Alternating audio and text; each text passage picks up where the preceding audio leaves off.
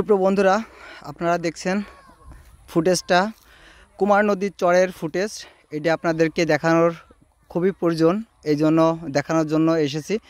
তো আমি প্রথমে তো আগেই বলে নেব যে আমি ঊর্ধ্বতম কর্মকর্তার দৃষ্টি আকর্ষণ করে বলবো যে এই কুমার নদীতে পানির খুবই প্রয়োজন।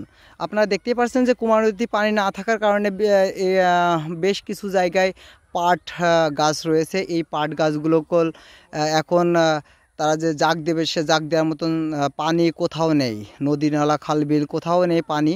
আর আপনারা যে চরটা দেখছেন আসলে এটা একটা নদী, কুমার নদী।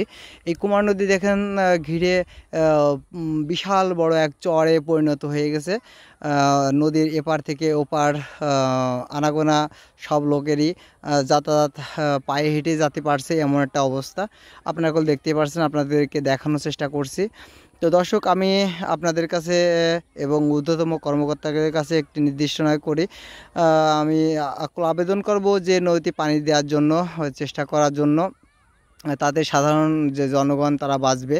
এবং এই যে নদীকে ঘিরে যে যে সাধারণ যেসব মানুষ কৃষাবাদগুলো করে, এটা তারা করতে পারছে না। দেখেন মাটিগুলো চোফাটা মতন ফেটে গেছে, সেটাই আপনাদেরকে দেখানোর চেষ্টা করছি। তো আপনারা দেখতে পাচ্ছেন যে মাটিগুলো চোফাটা লেভেলে ফাটছে। এখন পানিটা খুবই প্রয়োজন এই নদীতে। দেখুন যে কুমার নদীর যে চরটা উপরের অংশটা দেখুন। আর আমি যদি এই সাইডের থেকে আস্তে আস্তে যাই, তাহলে পরে আপনারা ওই সাইডেরটা দেখেন।